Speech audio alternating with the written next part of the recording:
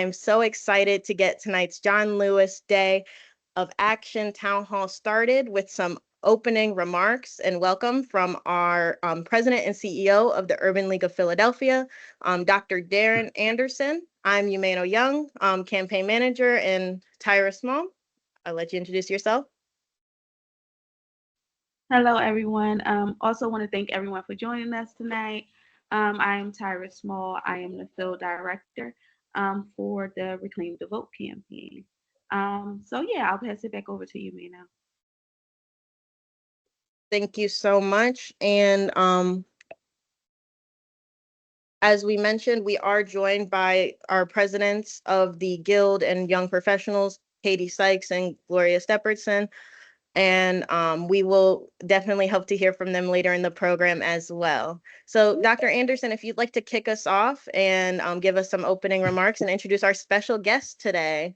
Absolutely. And thank you very much, Yamino and Tara, for the hard work you've been putting in, encouraging the greater Philadelphia region to get registered to vote and to turn out. So I want to thank all of you in virtual land for joining us for the Urban League of Philadelphia's virtual town hall in commemorating the 4th anniversary of the passing of Congressman John Lewis, a staunch advocate for civil rights and voting rights for all people.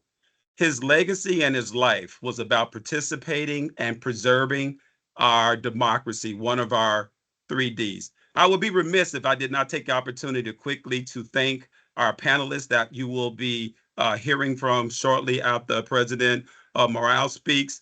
I would like to thank Commissioner Sabir, that's going to be with us, community organizer Camille Edwards, and Angie Hinton for being our esteemed speakers tonight. But without further ado, because I know that we're a little pressed for time, that we are honored to be joined by our National Urban League President and CEO, Marc Morial, who last year celebrated 20 years of service and leading the movement.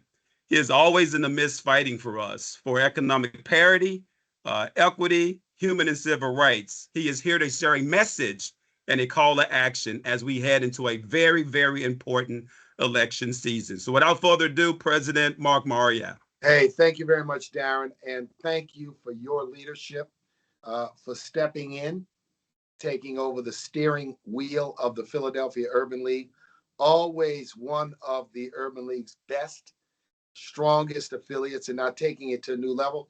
I am looking forward to 52nd Street, which is in your plans for the future, because as a person that lived in Philadelphia for 4 years, 52nd Street is where I used to go down to a place called Broadway's, because as a young student at the University of Pennsylvania, I walked into the dining hall day one. You know, I'm from down south, I'm from Louisiana, and I asked the ladies who were working there, I said, "Where are the grits?"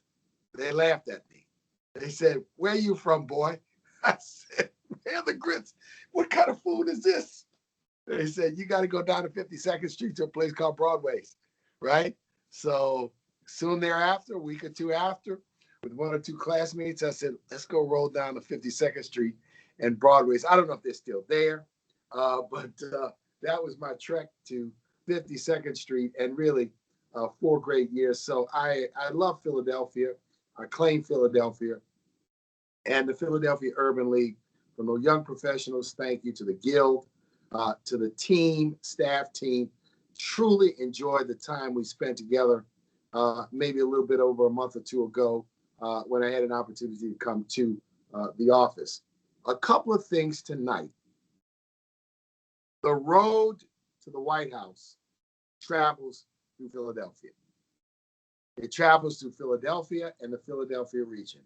As Philadelphia goes, so goes the nation. Strong, robust turnout in the elections in 2020 were crucial to the outcome of 2020. Less than optimal turnout in Philadelphia in 2016 impacted that outcome. Let us be clear-eyed that the Philadelphia Urban League and all of its partners in Philadelphia hold the key to 1600 Pennsylvania Avenue. We must affirm our power And we must push back on those that are selling a bill of goods to suggest that we shouldn't vote, or selling a bill of goods that we can easily be tricked by drive-by politics, hollow and last-minute appeals with no substance to deceive us and trick us into voting and how we vote. This is important. Every election requires a message focused on that at this election. The work to suppress our vote has been organized, orchestrated, and well-funded, all the way back to 2013 with the overturning of Section 5 of the Voting Rights Act in the Shelby case, to all of the work being done around the country to suppress our vote and make it harder to vote and to interrupt the elections process. Do we have our work cut out for us? Yes, we do. Will we rise to the occasion? Yes, we must. Now, John Lewis, an icon, a saint, a role model for many. My own John Lewis story is that as a very young boy, just a few years out of law school, I decided to run for public office for the first time for the United States Congress, and I asked Andrew Young and John Lewis and Maynard Jackson at the time, would they host a fundraiser for me? And they said yes to this 30-year-old lawyer. That first race I ran, I narrowly missed pulling off a great upset way back in 1990. But John Lewis embraced me. And throughout my term as mayor and my time at the National Urban League, John Lewis has always been available. In fact, it was in Philadelphia in 2013 during our annual conference that we awarded John Lewis with the Living Legend Award. So when we think about John Lewis, we think about making good trouble. We also think about a man who, from his college years until the day he was called home, was a champion and a warrior in such a principled way. And he has to inspire us today. We have to tell his story to the young people. We have to remind ourselves of his struggles, which were the struggles of an entire generation. And we must work in his name. So I'm so thankful that the Philadelphia Urban League has marked, branded, named this day of action after John Lewis as we celebrate his life and we celebrate his homegoing anniversary. Now, what do we face? Our work is clear and it's simple. We must register as many people as possible. We must educate, and that education is one-on-one in the community, in the families, in the backyards, in the kitchens, in the living rooms, on the corner. Wherever we gather, the subject of voting must be raised. Must be raised. And we've got to confront the doubters and remind people that when we vote, this is not American Idol. I'm not choosing to be entertained or amongst personalities. I'm choosing an agenda versus another agenda. And we have to, in a time of the celebrification of politics, the rise of social media, we have to remind ourselves that this is not that kind of selection. This is a selection that agendas matter. All these candidates do are carrying an agenda. I have no interest in whether I want to spend time with a candidate, whether I like their smile. I don't want to eat a bowl of grits, bowl of red beans, or a steak hoagie with. I just want them to do their thing, lead the nation, represent us, include us, and live up to your commitments. This is what is so important. So you know we have our work cut out for us, and our Reclaim Your Vote campaign, which you all are going to be central to, is our way at the national level of supporting affiliates in 5 states, primarily, but all affiliates in many, many other ways, to do our work. Civic engagement, democracy, voting, participating. We have to hammer it home. We got to aggravate people. We got to make them uncomfortable. We have to challenge the false assumptions. I have a millennial, 2 Gen Zs amongst my 3 children. So, I get an earful about all kind of stuff, right? And I got to sit there and be patient and then don't go a little counterpoint. I mean, mine are civically focused, but they channel what they're hearing from their friends. And I'm always saying, what y'all hearing? What do your friends say? Well, Dad, this is what they're saying. Here's what I'm hearing. They're not happy about this, that, and the other. I said, okay, and I think it's helpful. We have to listen to people and talk to people. We don't want to shut off the conversation. Right? We don't want to dismiss the conversation, but we do want to confront the false assumptions. Now, Project 2025. I've written about it in remarks. I've written about it in my column in the Chicago Sun-Times and in the column that circulates to all the Black newspapers in the country. This is a damaging, dangerous replay of what in the 1950s and 60s was called the Southern Manifesto. The foundation of the Southern Manifesto was Southern politicians saying segregation today, segregation tomorrow, segregation forever, and we will fight until hell freezes over to maintain that. This Project 2025 is the blueprint for white nationalism. It's a blueprint of, and what does it essentially do? It essentially is an effort, listen to me carefully, to repeal the 20th century. Repeal the 20th century. Everything from the women's right to vote, to child labor laws, to civil rights, to workers' rights, to a safety net called Medicaid and Medicare and Social Security for people. Repeal it. End it. Put it on the shelf. They want to repeal 20th century. And you're going to see mendacity in play. Mendacity. Mendacity is the art of untruthfulness. You're going to see it in play. You're going to see people run and say, I'm not for 2025. Because they got nailed and got caught. And when they're cornered, they lie. They cornered, lie. I got nothing to do with it. I'm not for that. When you participated in its drafting, in its creation. So what we see the agenda.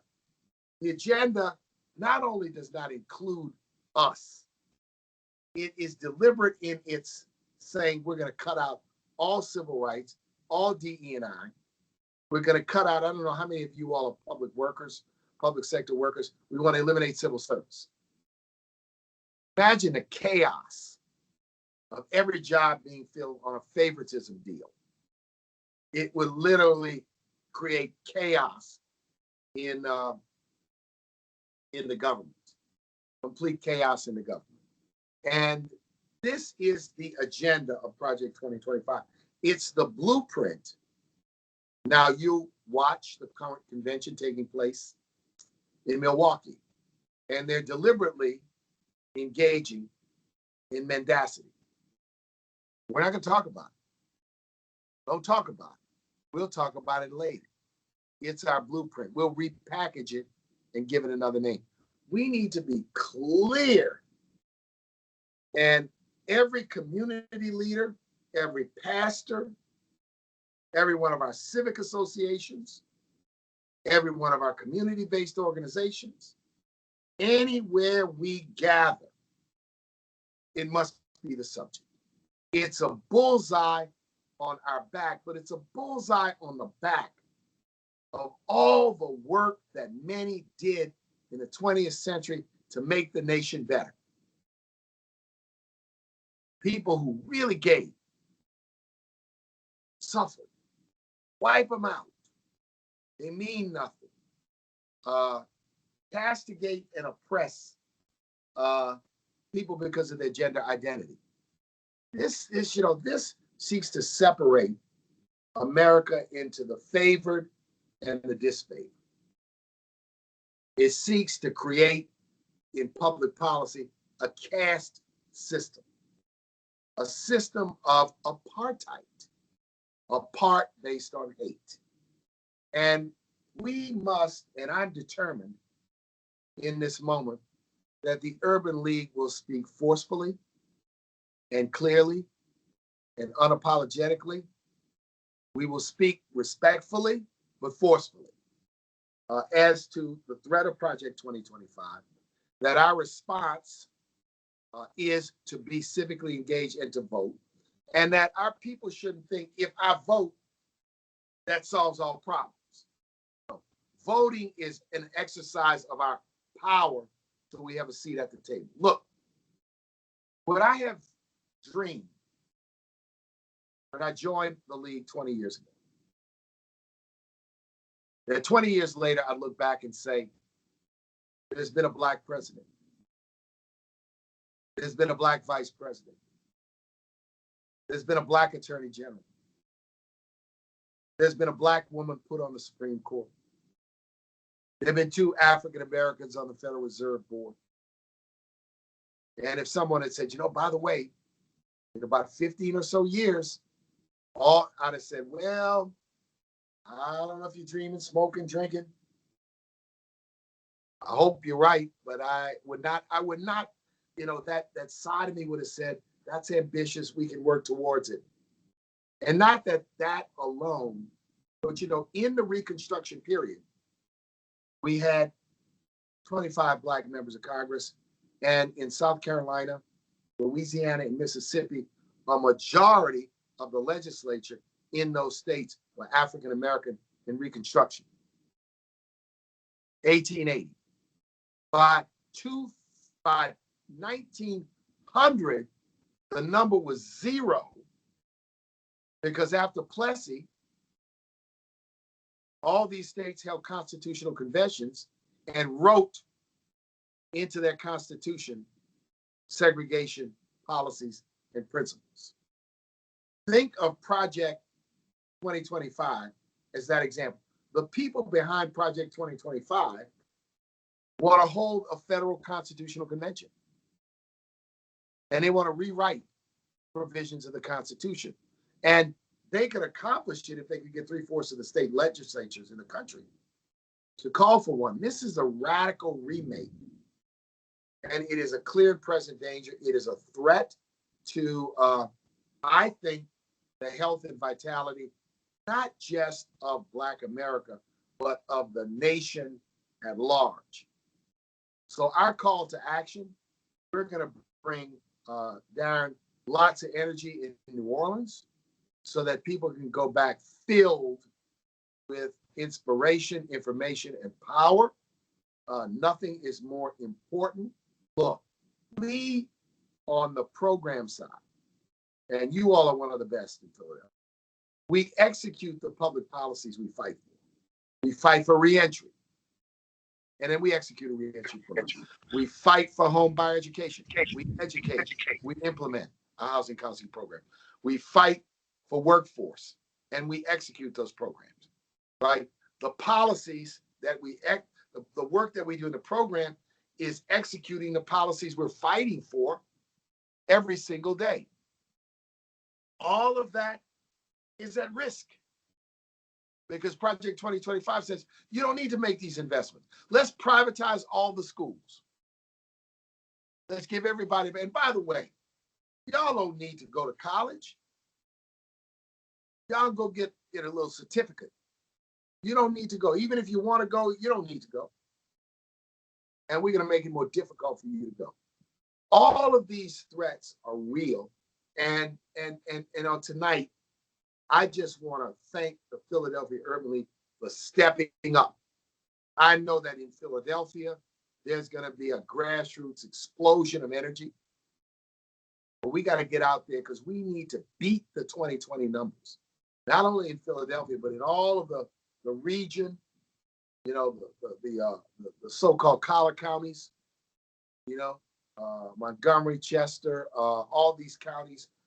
Last time when we campaigned in 2022, I hadn't really been out there to Chester in a long, long time. And I looked around and I said, boy, these places have changed from when I was in college at UPenn. I mean, they're much different. The diversity is much, much different in those places. So we got to go beyond Philadelphia County. We got to work the whole region and realize as this region goes, so goes the nation. We got our work cut out for us, but I know we are absolutely up to it. So I'm going to pause there and just let all you know, boy, it's storming here where I am. Let all of you all know how much I deeply, deeply appreciate. And Darren, thank you for your great leadership and stewardship. And I hope to see everybody down in NOLA. And if you can't make it, check us out on stream. We're bringing it to you virtually as well.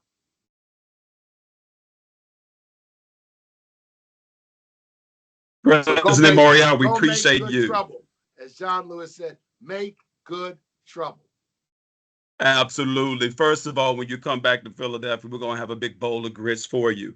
And we thank you for your enthusiasm. We thank you for your energy. We thank you for leading the fight every day on our behalf, nationally, regionally, and local when you are in the midst of the affiliate. So thank you very much. I know that you have to be another place, but we just thank you for your time, your energy, and your effort. And we will see you next week at the national conference, rolling out the vote and all the sessions ready to go and to do what we need to do to get people out to vote and to turn out. Thank you very much for your time. Beautiful. Thank you. Make good trouble. God bless all. Thank you. Yumino, I can turn it back over to you. Thank you so much. I'm definitely hyped up and reminded of everything that we have to do. John Lewis also said that there is so much work to be done and that we should affirm that, and it is our drive to keep going. So with that, I'm excited to switch over to our panel segment and get the honor to introduce our panelists today. We are joined by Angelique Hinton, Miss Angie, who is a political and community organizer and advocate for a new generation of voters. She's co-founded PA Youth Vote to educate young people ages 18 to 24 on vital issues affecting their everyday lives to ensure they show up to the polls and choose their elected leaders wisely. As the executive director of PA Youth Vote, she's created winning outreach and voter education and mobilization programs for PA Youth Vote and expanded the organization's impact from Philadelphia only to include the Philadelphia suburbs and also Allegheny County and Pittsburgh. Before transitioning to full-time advocacy, Angelique managed client relationships at the financial services company Vanguard, where she monitored the quality of customer experiences for clients for 20 years and was awarded their most prestigious recognition for CREW, the award for excellence. After being nominated by 3 Vanguard sites in operations within the U.S. at the time. Additionally, Angelique is the president of the Norristown NAACP and a board member of the Montgomery County Norristown Public Library, a community hero, the Bullhorn, New Pennsylvania Project. She currently serves on multiple committees for Montgomery County and was the co-chair for voting rights and election protection as part of the Moving Montco Forward initiative. I know I met Angie last year through a Young Professionals GOTV voter education event we had in Germantown. So I'm very thankful for her to be here joining us. Our second speaker, we went ladies first, of course. We have Commissioner Omar Sabir. Omar Sabir was elected in 2019 and sworn into the City Commissioner of Philadelphia's office in 2020.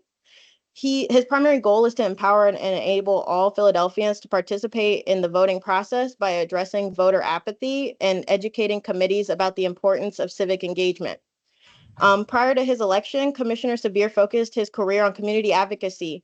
He served as the senior staffer in the office of Pennsylvania State Senator Vincent Hughes and held senior roles at the Nathaniel Sabir Memorial Scholarship Fund, Citizens for State Representative Louise Williams Bishop, and the First Judicial District of Pennsylvania. Early in his career, Commissioner Sabir served as a union construction worker, where he gained critical insights into the issues and concerns of working families. Commissioner Sabir has been featured on all sorts of international news outlets and programs, especially this week, speaking out against any sort of political violence ever, and of course, in reaction to the terrible incident that happened on Saturday.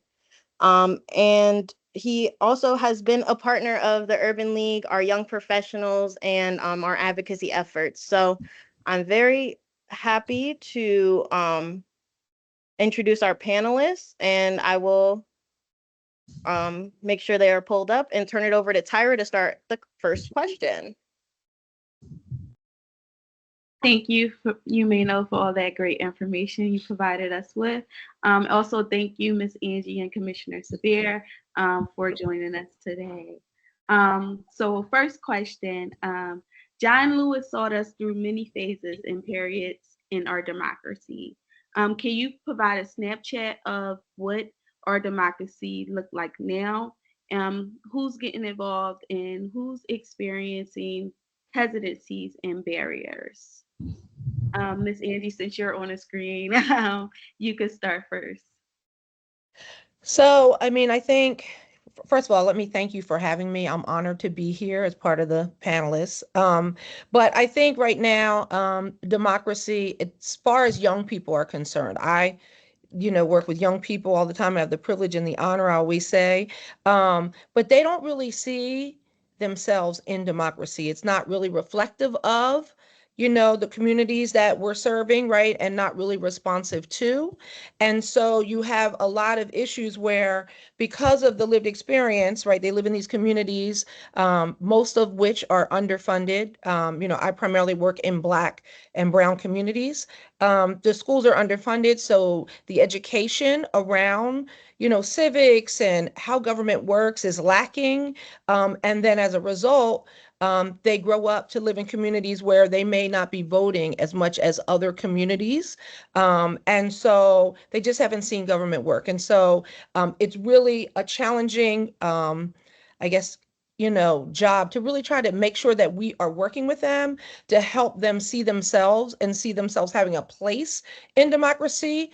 So it's really about kind of meeting them where they are, right? And then trying to engage them in a way that is culturally relevant and provides connections to how government really is tied to voting. Civic participation is tied to addressing the many issues that young people really do care about. They're not apathetic. They just, again, are not getting the same access to education as other students are, right? And so, really providing that connection for them and giving them equity there. And then actually listening, like we always like to say, I heard President Morial say, listening, right? Leading with listening, and then kind of engaging from there is kind of how we are really being successful in the work that we're doing. Thank you so much, Angie. Commissioner Sabir, do you have any remarks on that topic? Sure. Can you read the question again? I mean, Angie did such a great job. I got mesmerized by hearing her talk. Just basically say, what was it again? Sure. So John Lewis saw us through many phases and periods in our democracy. Can you provide a snapshot of what our democracy looks like now? Who's getting involved and who's experiencing hesitancies or barriers? Sure. So I recently visited Atlanta, Fulton County, when they did the runoff election for Senator Warnock in that race. And it was very interesting how the enthusiasm in Fulton County and Georgia has some of the most repressive voting laws in our country, but we still saw a record turnout down there. And it was that mobilization on the ground. It was around Christmas time. We saw Black Voters Matter. The founder, Latasha, she had the Santa Claus hat on, giving out gifts to the community. It just reminded them about how important, their vote was. And she was talking directly to them. And unfortunately, a lot of the larger campaigns now, they don't value that as something that's quantified or can get the vote out. And it's like time to time again, when you have music, when you have food, when you talk to people, not talk at them, but have a conversation with them about their political process and why they should vote, when they're going to come out and they're going to do it. So, I mean, I think it's as bright as we want it to be, right? We see these laws that are coming out, but I think the soul of America, we understand truly who we are and how creative we can be. I mean, just think about it. I mean, during the time of John Lewis, you couldn't vote in jail, right? You couldn't vote from your hospital bed, right? You had to wait until election day. In a lot of states, you can vote, months prior to election day. I mean, so there's options that you can have that groups didn't have previously. Is there more work that needs to be done to make voting easy for everybody? Sure. But I mean, Dr. King spoke to you now, and also taking advantage of those freedoms that you already do have. Sometimes we say, oh man, they're taking us away from but what do you have, right? You have a relatively, I mean, even in those tough areas, where they had some of those oppressive laws, I mean, it's still relatively easy for you to vote and cast your ballot. All right, thank you so much. You're absolutely right. So just moving on to the next question. All right, as we know, there are many ways to make our voices heard and create change. What work is being done at the tops and grassroots level to encourage and enable participation in our democracy? You want me to go again? Should I go first?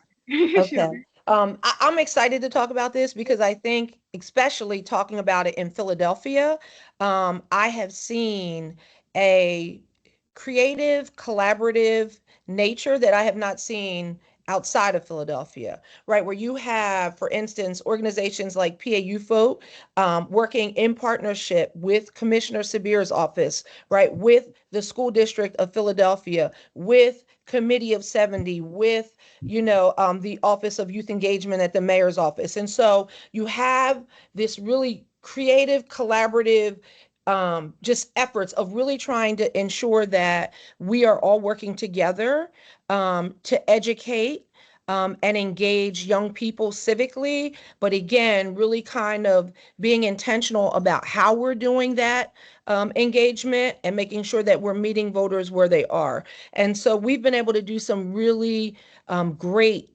collaborative projects. So one is in partnership with Urban League, Commissioner Sabir's office, PAU Vote, the school district, the NAACP, where we go into schools every year. We always launch it on Black History Month and provide voter education, right? It's called Philly Rises. And we go in and we help young people understand what's on the ballot, how it impacts you, how, what resources you need to be an informed voter, and really then following up with, making a plan to vote. And so that has been something that has been, we're going into, I think, our third year of that initiative, and it has been very successful. And we've been able to engage young people and really, again, connect the dots for them between the issues that they're having, right? But working together because our school district is very underfunded in Philadelphia, we know, right? And so we already know too, due to polling, young Black, brown students, right, younger people, even though they had a record turnout in 2020, they're not as excited to vote in this election. So we really have to continue initiatives like the ones that we've been doing. We also have a partnership with Temple football team, right? Where we're going in every year. I'm going there tomorrow to do voter registration for their entire, new roster of football players, right? And then now they have some interns working with us. So there's a lot of organizations in Philadelphia that are working to really engage the community. And so really trying to figure out how you can work together to make sure that we are reaching everyone and meeting people where they are and not oversaturating anyone at the same time, really working it smart and intentional. And I think it's a story that Philadelphia can tell that many other places could model themselves after. Great. Thank you so much, Miss Angie. Commissioner Sabir.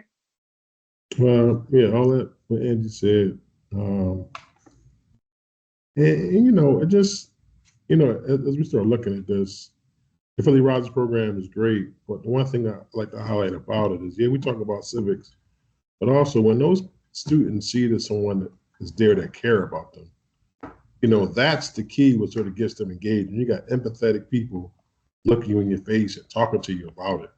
Like, you're not judging them. You're not looking down on them. You don't think that they're, and so that's sort of has to be the energy when we're out talking and communicating with people, because people know if you read them, people know if you just dare to just get them to sign something real quick. So it's sort of having an empathetic tone when you're talking to people, and you'll start to see, like I said, those results. Like, oh, these people really do care about us. And again, in the word enthusiasm, when we was at the Congressional Black Caucus, that's sort of like the key, because if you're 18 to 35, they base whether or not they're going to vote based off the enthusiasm of the next demographic that's ahead of them. So if that next group is making a big deal out of the election, then that's what they're going to do. This is what they told us. They say, yeah, just as long as y'all excited about it, we want to do it, like who we vote for. That's what we have to sort of look at ourselves as. We are leaders. And when we say, hey, we need you to get this done, they're going to get it done. We just have to make sure that we follow up with them, go through all those different changes. Some people may need logistical changes, like where do I vote at? Where do I change my registration at? Where do I return my mail-in ballot at if I want to do that? We can answer those questions, but again, it has to be a consistent sort of vibe. When we're there, we're talking to you, we're not judging you, we're hearing what you're saying. And somebody may have one little small issue, like, oh man, my light's about to get cut out. Do we have any relief? As we're out there getting that information, we might connect them with a nonprofit organization that provides assistance, or it might be something where they might just got to fill out the form for the LIHEAP program, and they can fill it out and they can get assistance, and they're excited about the process at that point. So again, we have to meet people where they are, right? Same exact way how they was in the civil rights movement. John Lewis, they was going inside of your neighborhood, knocking on your door, talking to you, meeting you at your supermarket, meeting you at the laundromat, meeting you at the barbershop, meeting you at the hair salon. They was having fish fries. They was doing all these sort of different things. And then what happened is that bottom start to move. Then you'll start seeing all the celebrities start being a part of it. You'll start seeing these people that we know as influencers as something moving on the ground. That we can then propose a question and say, hey man, I keep seeing you posting. You ain't posting about what we talking about. That's what, you're out of here. So that's going to sort of drive that sort of narrative, just we the average everyday people, and we can do it. Can I just add to one thing I think I've learned as the president of the Norristown NAACP is, again, I think part of the reason why I do the work I do with young people is because I have seen in my advocacy work, right, for the community of Norristown, like I said, most people don't know who does what in government, and they have no idea how to hold leaders accountable. And so I think just as important as it is in an election season to really help people understand the importance of voting and, making sure they have resources, there's also the importance of, which we're going to do a lot of work after this election, and really working with the community to help them connect the dots, right? Like who does what, number one, because you'd be surprised. They go to the school district when it's really something that council is responsible for, or they go to their state senator when it's something council should do. And right now you have a lot of people throughout this country that are upset at the federal government when it's really local leaders that did not invest in their community in a way that created that equity that we talked about in 2020. So it's really important for us to continually make sure that people know who does what. And then a big part of our work going forward after this election will be also teaching young people, but I also do this work with, adults as well, teaching them how to hold people accountable, right? There are different things that we must do continually. Show up at council meetings, commissioners meetings, right? We have to be present, school board meetings, in these rooms, making sure that people see people of color, young people in there, and that we will then hold them accountable to being more responsive to, and reflective of those communities. Thank you so much, Miss Angie. I just want to piggyback off of what you were saying. One thing for sure, just being out there in the field, grassroots level, is information, being informative. When people come up and say, "Oh, I don't vote," like it don't do nothing for me. It's not because it don't really do nothing for them. It's really because they don't know what it could do for them. They don't know how, like, how can I put it? Like they're just not very well, like, informed on everything or who the person they're voting for. Like, if you don't know who you're voting for, if you don't really see a person you identify with or know anything about them, how can you be passionate about it? So one thing that we definitely got to do is put ourselves out there, advocate, and inform everyone on a grassroots level. So thank you guys. Thank you so much, Miss Angie. Thank you so much, Commissioner Sabir. I'm just going to pass it right back over to you, me now. Hi, everyone. Thank you so much.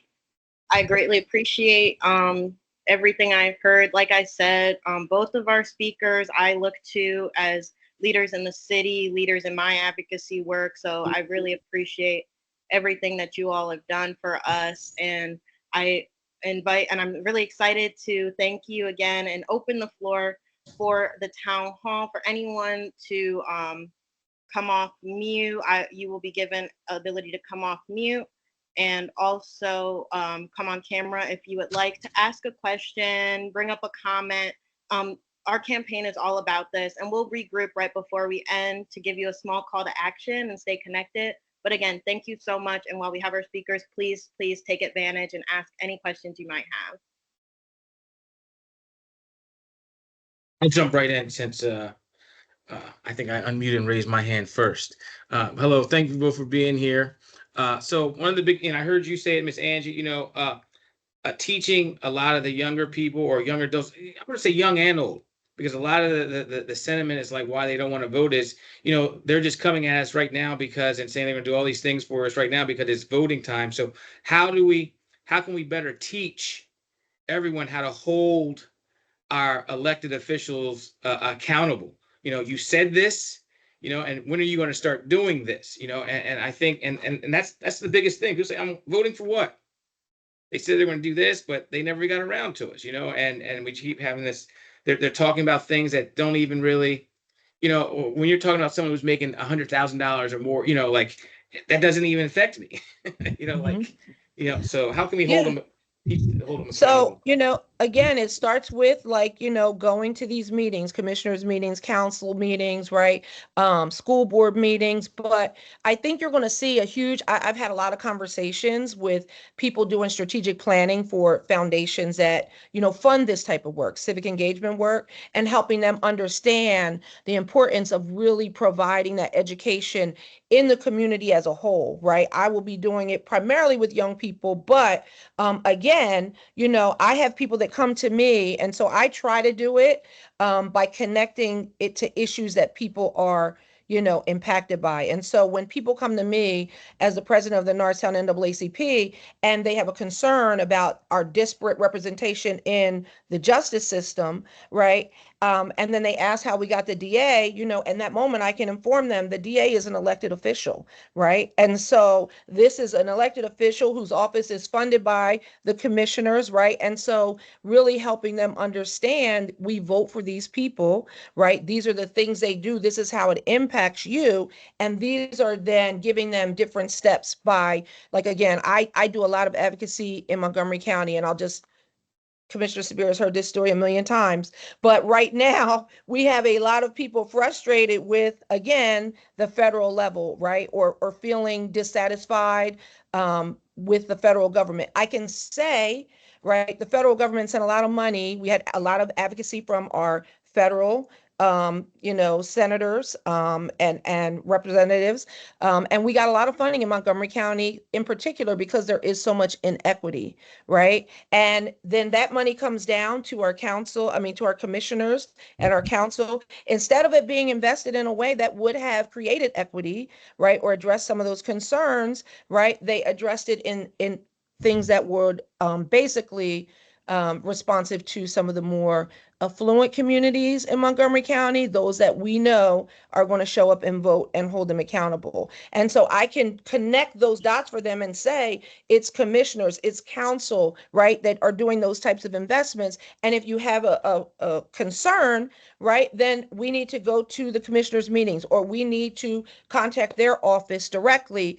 But I find the best way to do it is really when it's relevant for people's lives, right? Like, and it personally is impacting them, because that is where then they will see how this whole thing that we call democracy, right, really impacts them on a day-to-day level. And it's policy, right? Policies are what impact you every single day, but you'd be surprised most people don't even understand things like minimum wage or school funding or policies, both of which are on the ballot this year, because we have the state Senate and House on the ballot. So really connecting the issues, and then we are going to provide toolkits and resources going into next year that will really, this is who your representatives are. Here is a toolkit for things you can do, right? And ways that you can organize your community and really make sure that they are hearing your concerns, right? But it does start with voting, because when we don't vote, we're not a threat to people staying in power. And so we will oftentimes continue to be ignored. So yeah, so stay tuned. We're coming out with a lot of different information. And like I said, William Penn Foundation actually just initiated, they're doing a huge thing where they're specifically funding in Philadelphia, holding local leaders accountable. So it's coming. And what I would add too, I go to certain areas that have high voter turnouts, they talk about the exact numbers and what they exactly need. So certain wards, they might say a ward is like basically a political neighborhood. So in Philadelphia, you got 69 wards, and they talk to their family and friends about, okay, here's the numbers that we need for, this to happen. Because some council members might win by, you're seeing some winning by about 100 votes, 200 votes.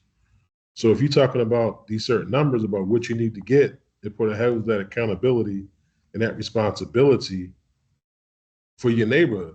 Okay, our neighborhood, we only came out with 100 votes. We need to stop this. We had to have 2,000 votes out of this area to have this council person respond to our quality of life issues. And, it's getting the commitments. And it's more of in my opinion, it's just more of you doing it more as opposed to like inspiring, right? If you could talk to somebody 10 times, right, as opposed to giving them something good like 1 or 2 times, but you're constantly there, they see you all the time, hey, I need you to do this, I need you to do this. And then you go back and then you check and you say, okay, I checked the record, you didn't vote. I came and talked to you 10 times. What was the problem? Why you didn't do it? And they might give you a logistical way to say, okay, well, I didn't know where my polling location. Okay, how can we change that? Right. So we got the data, we got the information now to say, okay, you know what? How do we sort of execute with that? Right. We know we heard about phone banking, right? I hate when somebody get the list, do phone banking, and say, "Oh, okay, cool. Here's a list. It's a stranger calling you." I'm saying, look, well, if everybody has 1,500 contacts on their own phone, call your folks and family and friends up that you know. So when you call them up, you say, "Hey, it's important for me that you vote." Yada yada yada. You give your spill, and then after that, you say, "Well, is it okay if somebody else calls you?" And then remind you, and they're gonna say, "Oh yeah, sure, okay, all right." Now that you said it, it's sanctioned. You put their name, their contact into a big pile. And then you come back again. Hey, you talked to such and such, man, your cousin. They said you wanted to vote. They said I can call you. Hey, what's going on? What's happening? And then you start saying those numbers. Like for real, a lot of change and policy changes. We can't go to meetings and yell and protest and hold signs up. But people that do that because they don't have the votes. The way our policy really get changed, if somebody sends you an email on an Excel sheet, they might got all the names of all the people that vote and say, "Hey, I want you to do this."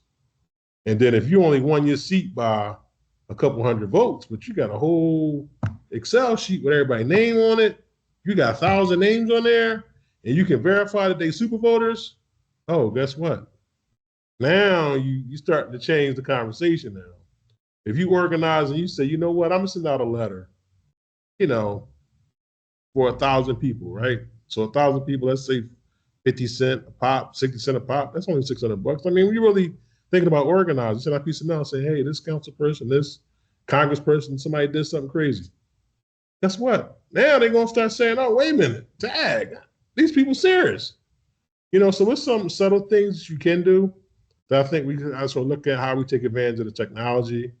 I mean, you can put together a Facebook group about an issue. You can put together an Instagram group about it, or a Twitter group, or even working on Snapchat. I mean, there's endless sort of like possibilities the way how we sort of can do it. But make no mistake about it, get those numbers, get those results. That's what's key. You can get all numbers you need from a county commissioner's office, whatever area you need, whatever elections you want. We'll make sure we send everything over to you in the Excel sheet. And you'll know what these numbers are. And when you have these conversations, people will know, okay, you know what? This person means business.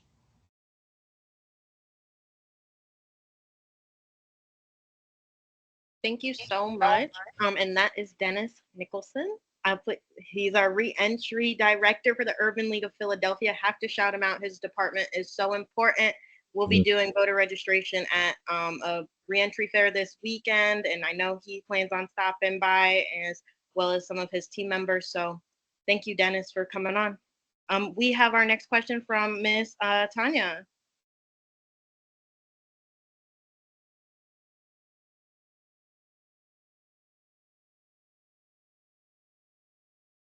You have to unmute. I'm here in the challenging state of Florida, so love all the possibilities you guys do. We have to be extra creative because of the oppressive environment that we live under with this governor. So it takes us a little bit more to try and work and get things done here. A couple things I want to talk about too is, like you mentioned, Angie, is that a critical importance of local elections. We talk so much about local elections down here.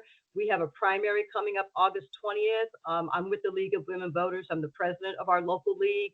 And we go out and talk to people in the Black and brown communities and talk about a primary, and they have no idea what I'm talking about.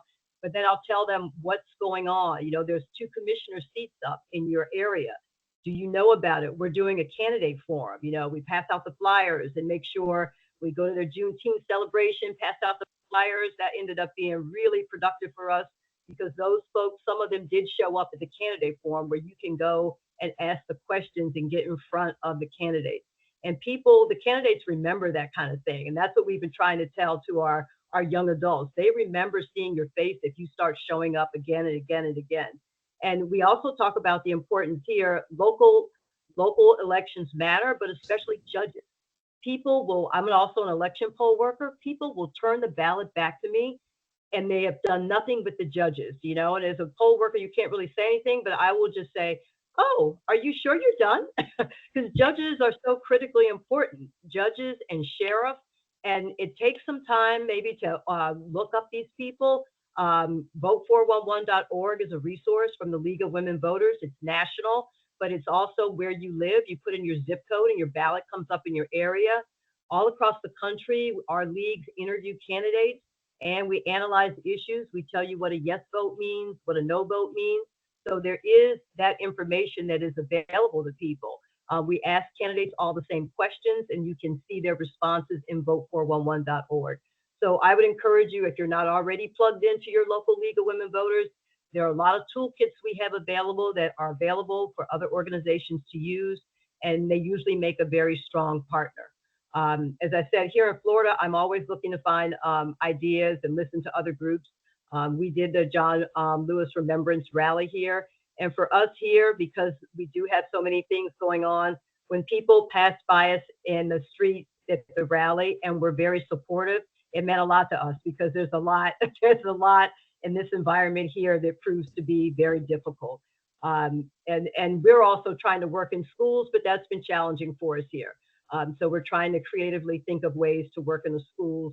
And one is National Voter Registration Day. We're approaching social studies teachers and asking them if we provide a QR code and a script, will they talk about voter registration, National Voter Registration Day in all of their classes?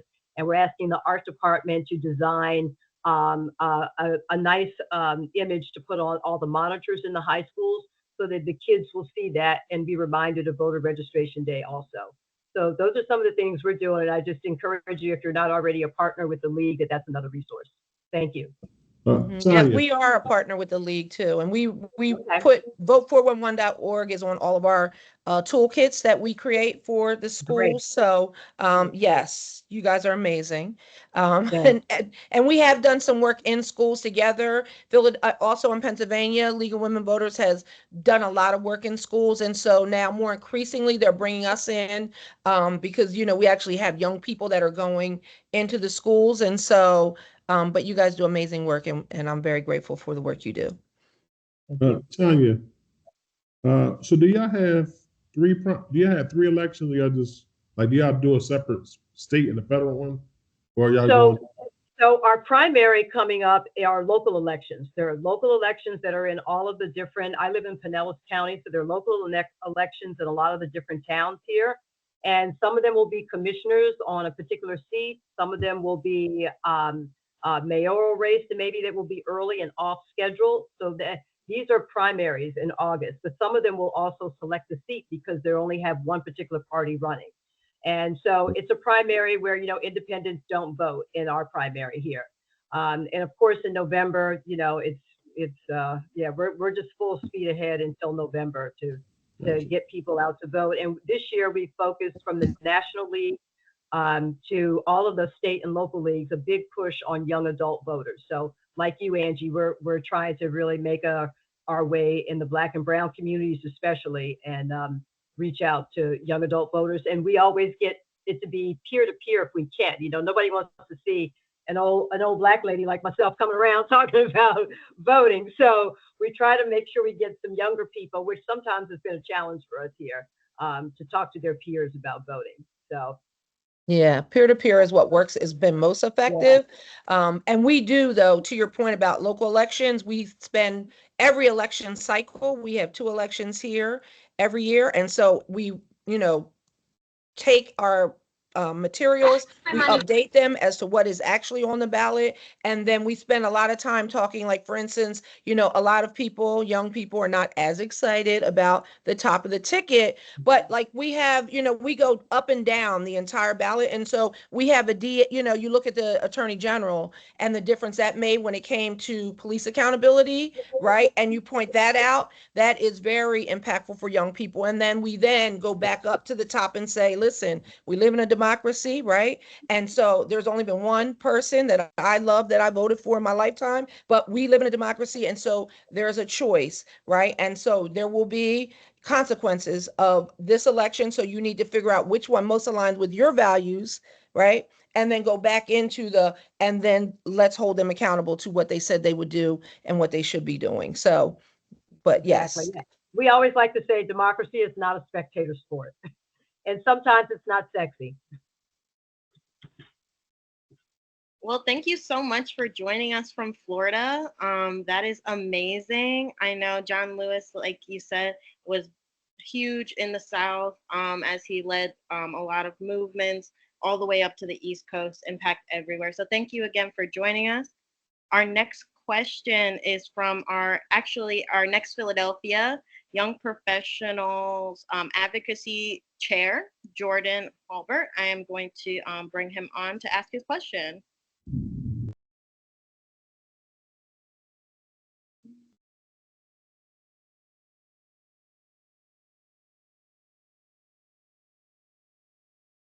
I think you're on mute, Jordan. Hey, can you hear me now? I think my headphones were busted. But I just wanted to say thank you for your time and your attention. I appreciate everyone being on here today.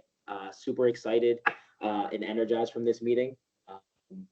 But my question is, as Yumina mentioned, I am the advocacy chair for Next Philadelphia, and we are planning on having a leadership luncheon. I want to call it Voices of the Future in late September. And the objective is to engage millennials and Gen Z in meaningful discussions about important election issues, inspire them to take action, because again, people are not necessarily excited about this, but also we want to educate young professionals on becoming leaders in public service. So with that in mind, my question to you all is, are there any particular groups or organizations that you think we should definitely target outside of Philly Youth Vote for sure? You guys are definitely going to be getting an invite. Are there any other organizations or strategies you think we should employ regarding this leadership luncheon that we want to do in September? Yeah, so I have a group that we founded. It's called the Octavius Cattle Task Force. So that's probably about 40 different organizations that's committed to everything. So if you send it to me, I'll send it out to everybody. Awesome. And then I guess as it get closer, I have a Saturday, every Saturday on WRD radio show. So if y'all want to come on show like that Saturday morning, or whatever, we could talk about it and hype it up too as well. Or I mean, if, a press conference about it. You know what I mean? We all can coordinate to do that. Okay. Awesome. And there's a lot of youth orgs that follow us on social media and that we partner with. So if you send it to us, we'll definitely share it out. Both with the orgs we work with and on our social media, and try to see if we can get some young people that way. But there's a lot of youth orgs doing this type of work. And what we found too has been really a great partnership is there are youth orgs that are mentoring, right, supporting young people, addressing issues, right, that aren't necessarily doing at this point, right, like doing the civic component. And so we partner with a lot of them, and they're now more increasingly kind of, gravitating to, including that in the work that they're doing. And so I think there's a wide network of people that we can definitely share it out to and try to get you some young people that way. And then of course, PA Youth Vote will be in the building. All right. Awesome. Thank you so much. I appreciate you guys. And of course, Jordan, ULP, we are here for you 100%. So we can do this times 100. And I know Commissioner Sabir and Angie, we've all worked together, and the Cato Task Force seems very strong. So I'm excited for that program. And you said it's in September, right? Yes. So we'll be back in school then too, so we can we have a partnership with the school district, so we can definitely share it there too. Awesome. Sounds good. Thank you. Do we have any other comments, questions, ideas?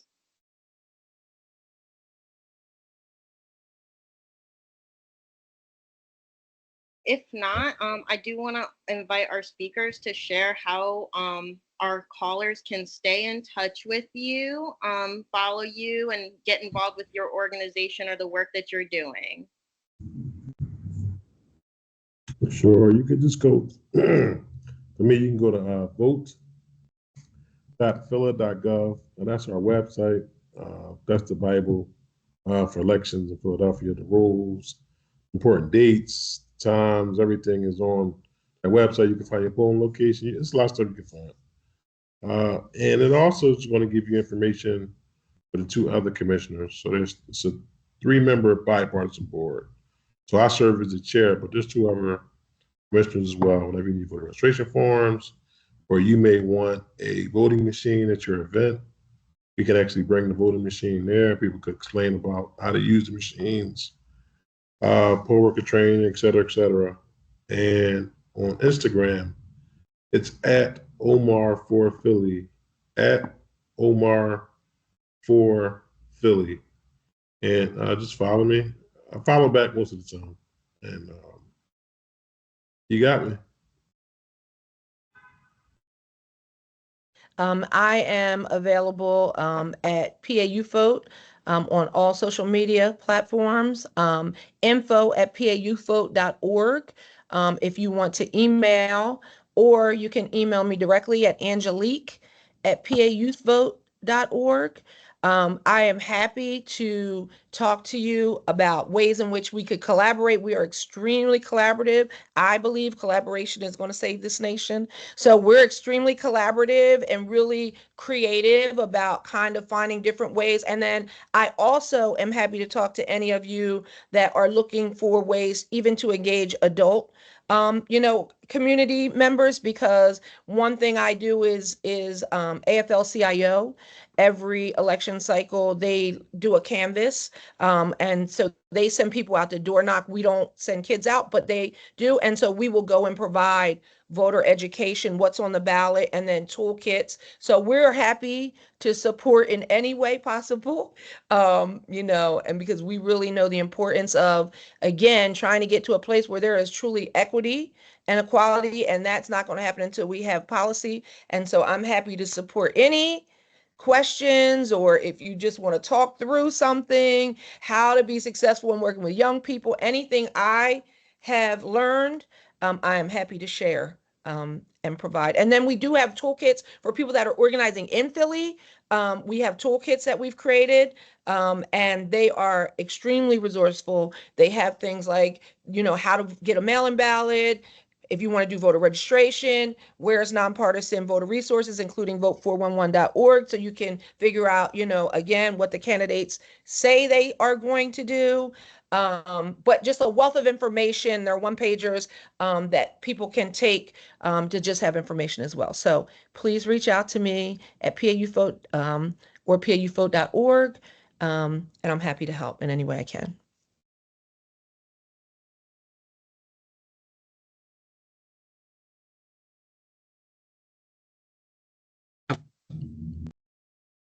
I was going to say a couple words because our CEO had to step off, Darren Anderson, and he always has something profound to keep us excited and elevated for what lays ahead.